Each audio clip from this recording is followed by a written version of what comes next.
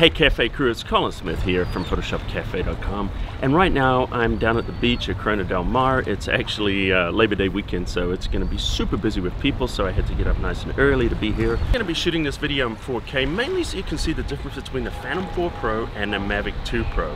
So I'm going to be shooting some different footage and some photographs and different things like that, and we're going to be looking at how sharp it is and comparing the camera to these two drones.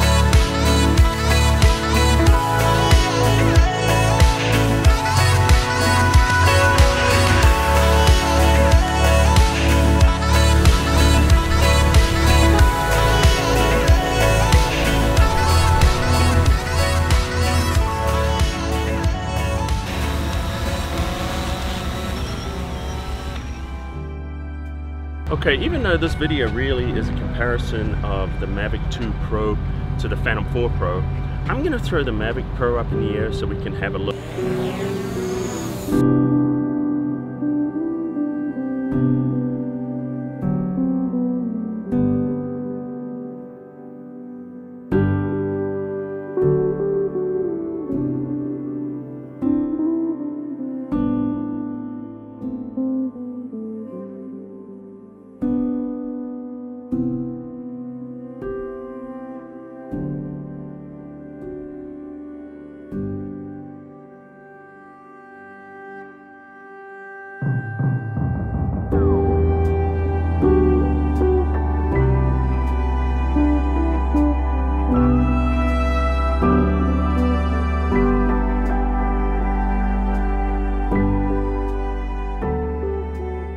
Alright guys, that's a wrap right now. Let's head back to the studio and let's analyze some of these photos and videos.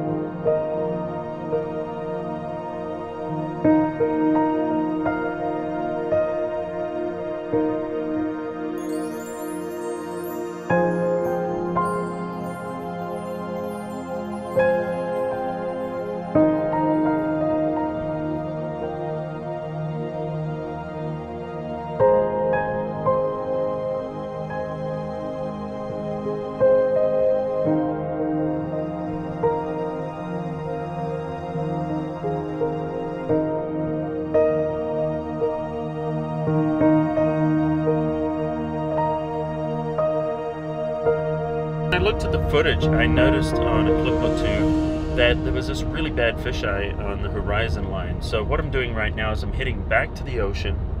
where we're going to get a good, clear, straight horizon. And I'm going to do some tests, and we're going to figure out if this is happening on video, just certain settings, or if it's happening on photos. On this video, we can see a distortion on the horizon. So testing it, I notice as I move it up and down, we can see that horizon moves. If it's level, it looks pretty level. Now when we go into the photographs, I notice in the photographs we're not seeing that problem. They look quite straight. I haven't done any adjustments here. Alright, so here's the photo comparisons. We're going to be looking at the photos here, and we're also going to be popping into full size, that's one-to-one view, so we can see all the details.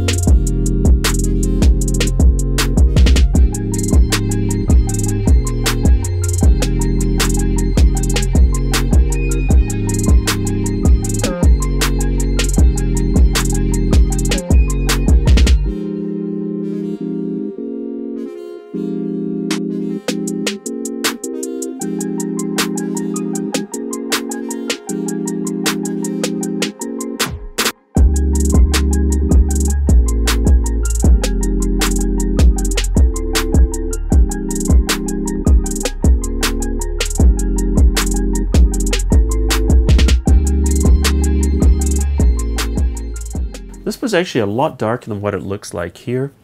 The Mavic 2 Pro really illuminated this nicely. And then later on with the Phantom 4 Pro, it was pretty much dark when we were doing this one. Here, the Phantom 4 Pro, we shot in RAW. Now we had a problem with the Mavic 2 Pro where it automatically changed into JPEG mode when I used auto exposure bracketing. So this is only a JPEG and didn't show the dynamic range you would get on a RAW file. I included this photo from a little bit earlier on where it was still quite dark, very low light, but I was able to shoot in RAW. You can see more dynamic range here.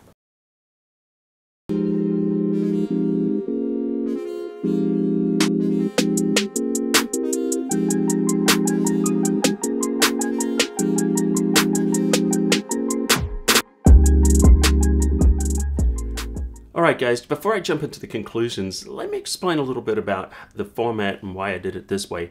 You might have noticed that I didn't do a lot of talking throughout the video, and that's because I wanted you to really focus on the footage. I wanted you to focus on the photos and not be biased by my opinions or my views at all. And anyway guys, you know, I really wanted to make this video for you. I spent a lot of time doing it. I went out shooting and then went back several times because I wanted to test certain things. So I saw things like the barrel distortion. I went back to retest it. Also, the first day when I went out, I set it to RAW and it switched back to JPEG by itself on the Mavic 2 Pro. So my shots were JPEG. So I didn't want to compare JPEGs to RAW files because I didn't really feel that that was fair. The JPEGs look great without processing. The RAW files look better if they're processed than the JPEGs, but the JPEGs look better than RAW files before they're processed. So I didn't want to compare JPEGs to RAW, so I went back again and then shot RAW on both drones.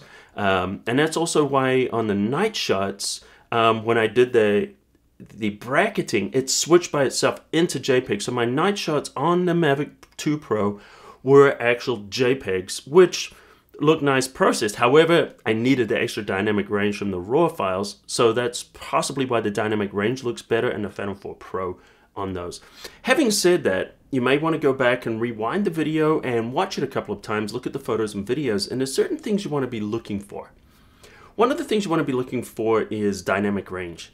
How much can it hold the highlights and reveal details in the shadows at the same time?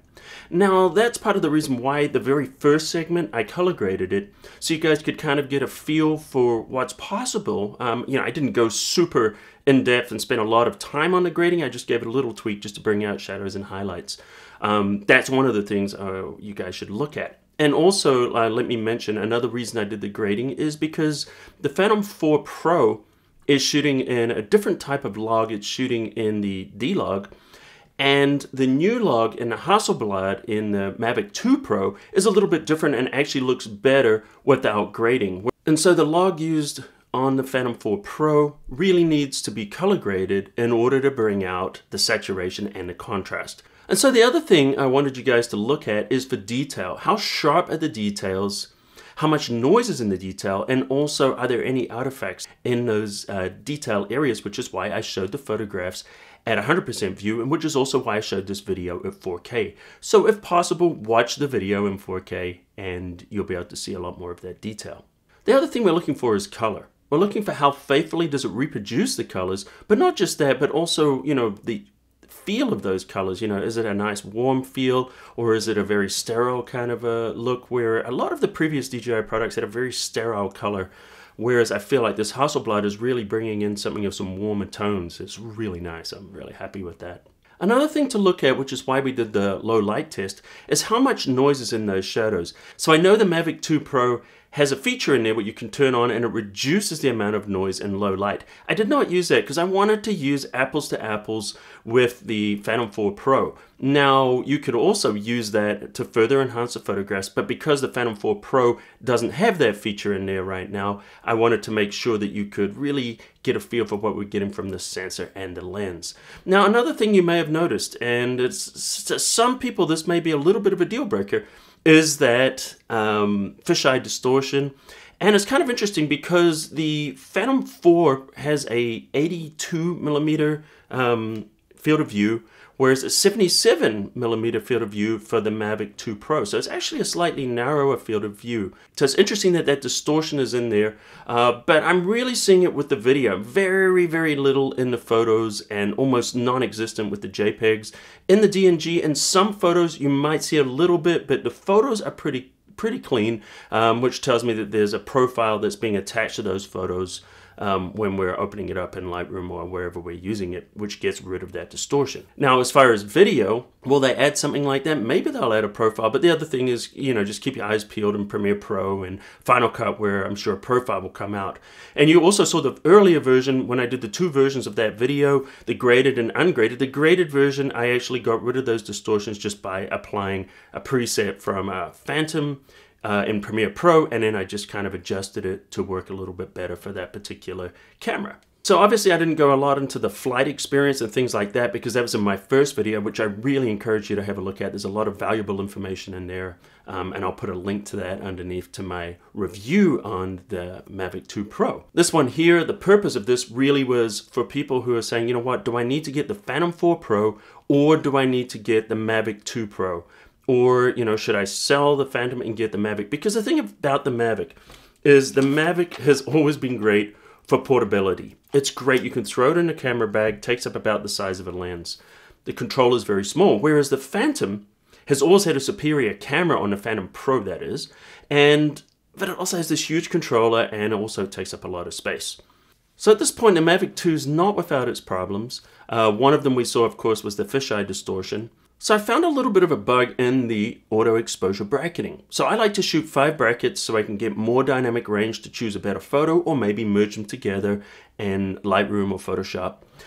And one of the things I found is I always shoot in DNG RAW, but when I was going into AEB, sometimes it was changing it to JPEG. So I was looking at my photos when I got back. There was some kind of a bug where some of those photos were JPEGs when they should have been DNGs. Now, I'm sure that's a bug that's going to be fixed. I'm not sure if any of you have experienced that bug. Let me know in the comments underneath. But that's one thing I did notice. And the other thing I noticed was when I shot some photos, they didn't actually come out. They didn't even get on the card and they didn't get on the drone. Now, that only happened with one card, so I'm not sure if that was a bug, an intermittent bug with the Mavic, or if that was a problem with the card. So it might have actually just been a micro SD card. Speaking of the micro SD card, I'm super excited to see that it supports UH2 micro SD cards. But the Lexar Ultra High Speed 2 cards did not work for me in the Phantom 4 Pro. But in the Mavic 2 Pro, they do work. So that's great. So I'm going to be using those cards. Now, I didn't have any read errors on those particular cards. So maybe it was just the slower cards. So I'm going to be using the UHS 2s from now on. Okay, aside from those caveats, I'm super impressed with the Mavic 2 Pro. I think the photographs and the videos are super sharp. The color is just absolutely gorgeous. It's the best color I've ever seen on a DJI product, and I've said that before, but I actually prefer the color on here than I do on my Inspire 1 Pro. It's beautiful. And it's crisp. The photos are very clean. As far as like for shooting photographs, I will be using the Mavic 2 Pro for shooting photos from now on. Now video. The video is beautiful. I like the video a lot, especially using the 10-bit log.